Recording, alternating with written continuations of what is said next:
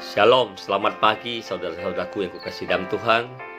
Di mana kita bertemu lagi di pagi hari ini, saya percaya kita tetap semangat, haleluya. Dan di pagi hari ini dengan singkat saya akan bagikan tema bahwa kita harus tahu tentang rancangan dan jalan Tuhan. Karena hari-hari ini banyak orang, mungkin kita banyak rancangan. Kita tahu mungkin banyak orang sudah mulai mengambil jalan-jalannya sendiri. Tapi sebelum kita mengambil jalan sendiri atau rancangan kita, mari kita bacakan satu firman Tuhan, yaitu Yesaya 55 ayat 8. Sebab rancanganku bukanlah rancanganmu, dan jalanmu bukanlah jalanku. Demikianlah firman Tuhan. Ternyata jalan kita beda dengan jalan Tuhan. Dan rancangan kita beda dengan rancangan Tuhan. Kadang-kadang kita salah paham tentang Tuhan. Maka dari itu saya ambil contoh bahwa contohnya di kisah di janda di Sarfat. Ada satu kisah yang mengingatkan kita, contoh saya bacakan firman Tuhan. 1 Raja-Raja 17 ayat 12. Perempuan itu menjawab, demi Tuhan Allahmu yang hidup, sesungguhnya tidak ada roti padaku sedikit pun, kecuali segenggam tepung dalam tempayan dan sedikit minyak dalam buli-buli. Dan sekarang aku sedang mengumpulkan 2-3 potong kayu api. Kemudian aku mau pulang dan mengolahnya bagiku dan bagi anakku.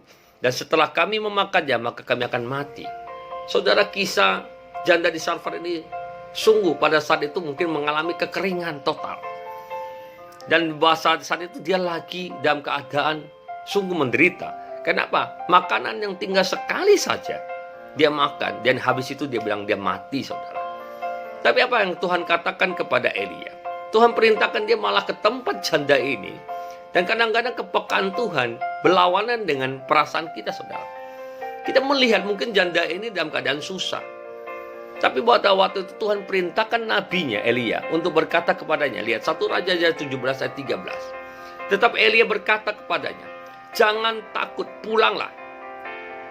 Buatlah seperti yang kau katakan, tetapi buatlah lebih dahulu bagiku sepotong roti bundar kecil daripadanya, dan bawalah kepadaku, kemudian barulah kau buat bagimu dan bagi anakmu. Kadang-kadang perintah Tuhan itu berbeda dengan yang kita punya alami. Kita mikir, Tuhan, saya sudah gak sanggup, Tuhan, saya tinggal sekali makan. Tapi Tuhan perintahkan apa? Tetap utamakan untuk Tuhan duluan. Utamakan untuk utusan Tuhan. Kadang-kadang hari-hari ini banyak orang dalam keadaan susah atau apa, dia lupa akan hamba Tuhan. Coba hari ini kau mengingat, mungkin keadaan kau hari ini menderita atau susah.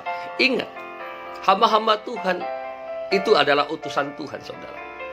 Ingat, coba engkau dahulukan, perhatikan dia.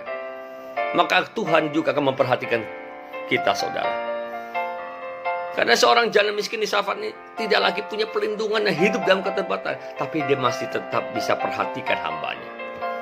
Maka saya beritahukan bahwa satu, dan kita bisa belajar dari janda di Sarfat ini, ada hal yang kita pelajari. Satu, dia tetap mengasihi sesamanya, saudara. Meskipun dalam keadaan susah, tidak ada alasan untuk tidak mengasihi saudara sesamanya. Hari ini mungkin engkau juga sama kondisinya. Tuhan, saya dalam keadaan susah, Tuhan. Makan sebentar lagi habis, Tuhan. Tidak ada kiriman lagi, Tuhan. Di luar di sana semuanya dibatasi, Tuhan. Saya mengalami kekurangan, Tuhan. Tapi ingat, belajarlah kita memberi dalam kekurangan, saudara. Maka, dan dua adalah apa? Kita belajar dari janda Sarfat ini adalah bertindak dengan iman yang besar, saudara.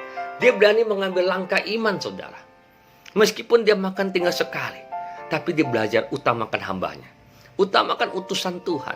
Pada saat dia mengutamakan, dia menghargai utusan Tuhan, dia dapat seorang nabi, saudara. Dan Tuhan berkata, malah Tuhan berfirman kepada apa? Kadang-kadang kita lakukan perintah iman, itu berbeda dengan cara pikir kita. Menurut kita makan dulu, baru kasih. Tapi Tuhan berilah, kamu akan dikasih. Kadang-kadang Tuhan berkata beda. Firman Tuhan selalu berkata apa? Berilah, makanya. Haleluya. Yang ketiga, saya mau katakan bahwa memberi yang terbaik kepada Tuhan, saudara. Dalam keadaan sekarang, justru dalam keadaan susah, dalam keadaan menderita, kita penting memberi. Dalam keadaan kita nggak punya uang, mungkin kita nggak punya, mengalami kekurangan, justru itulah pemberian yang terbaik, saudara. Pemberian terbaik bukan pada saat kau berlimpah, pada saat kau banyak duit. Kalau engkau lagi banyak tuh melimpah, engkau memberi, siapapun juga bisa, saudara. Justru dalam keadaan sekarang kamu memberi, itu ada pemberian yang terbaik kepada Tuhan. Tindakan janda ini memberi sesuatu miliknya kepada Elia, membuktikan bahwa ia memiliki kasih yang besar kepada Tuhan. Memang saat itu Elia terkesan hanya mementingkan sendiri, tetapi pada kenyataannya Tuhan bekerja, memelihara hidup janda Sarfat lebih dari sebelumnya. Tuhan tidak pernah meninggalkan anaknya yang setia, saudara. Maka di dalam memberi, janda ini diberi. Di dalam ia menyalurkan berkat, ia menerima berkat. Seperti yang ucapan Yesus dalam Lukas 6:38. Berilah dan kamu akan diberi. Suatu takaran yang baik, yang dipadatkan, yang digoncang dan ditumpah keluar akan dicurahkan ke dalam ribaanmu. Sebab ukuran yang kamu pakai untuk mengukur akan diukurkan kepadamu. Kadang-kadang Tuhan begini, hari ini kita dirahati untuk berilah, maka kamu akan diberi, saudara. Ucapan Elia pun terjadi. Tepung dan minyak itu tidak berkurang dan bahkan dapat mencukupi makan mereka beberapa waktu lamanya. 1 Raja-Raja 17:15.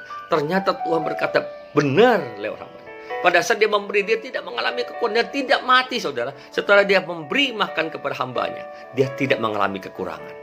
Hari ini saya mau tantang saudara.